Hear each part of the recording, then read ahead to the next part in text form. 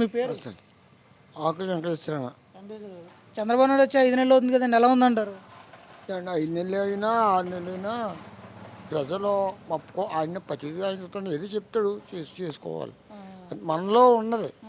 అన్నీ అతని మీదే పెట్టుకోకూడదు. ఓకే. అంటే ఇస్తానన్న పథకాలు ఎంతవరకు ఇస్తున్నారంటారు? ఇచ్చుకోవడం పుచ్చుకోవడం అంటే మొత్తం మీద ఏం చేయాలంటే ఎందుకు పడే రాకుండా ఆ డబ్బుల కోసం వీళ్ళు ఆ డబ్బులు ఇస్తున్నాడు కదా. అవునండి. వీళ్ళు మొత్తానికి ఏ పనిలోకి వెళ్ళకుండా ఇంటికాడ కూర్చుని డబ్బుల కోసం చూస్తున్నారంట. అంతే. అంతకంటే డబ్బులు ఇవ్వడం కరెక్ట్ అంటారా కాదంటారు మరి? డబ్బులు ఇవ్వడం కరెక్ట్ అంటే తండ్రి సంపాదన ఉంటే కొడుకు ఖర్చు పెట్టేవాడు. తండ్రి సంపాదనని కొడుకు ఎక్కడ ఖర్చు పెట్టాడు, ఆడికి మాత్రం ఎక్కడ తెచ్చి పెట్టాడు.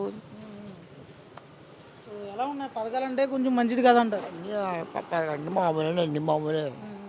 తండ్రి మన కాడ కొడుకెళ్తుంది, కొడుకెళ్ళి మన అన్ని మామూలే. మరి గతంలో ఎలా ఉండేది? జగన్ గారు ఎక్కువ పథకాలు ఇచ్చారు కదా, అప్పుడు పనులు ఎలా ఉండి? మొత్తం మీద పని లేకుండా బయటికి వెళ్ళకుండా ఏదో కూర్చోబెట్టి పెంచినట్టు చేసాడు.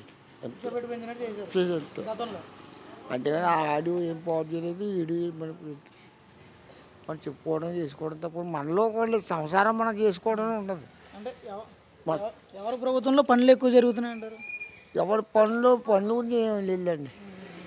ఏం చేద్దంటే మనం చేసుకోవడం మనం లేదు, మన సంసారం మనం చేసుకోవటం లేదు.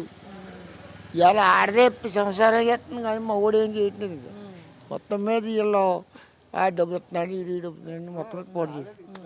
మరి చంద్రబాబు నాయుడు ఉచిత ఇసుక ఇస్తానన్నాడు కదా, ఎంతవరకు ఇస్తున్నారంటారు? ఉచితంగా ఇసుక? ఏంటండి ఇసుక అండి, ఇసుక ఫ్రీ ఇసుక.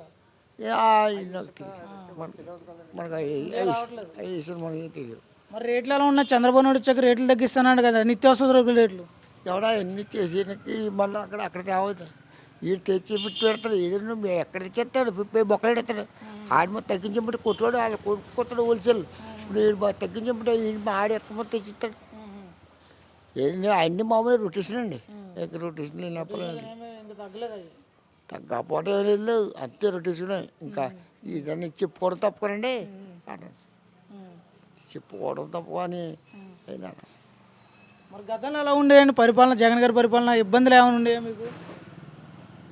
ఇబ్బంది ఉంటే ఇబ్బంది అంటే ప్రతి ఊరి ఆ మంది లేదు, ఈ మంది లేదని ఇబ్బంది.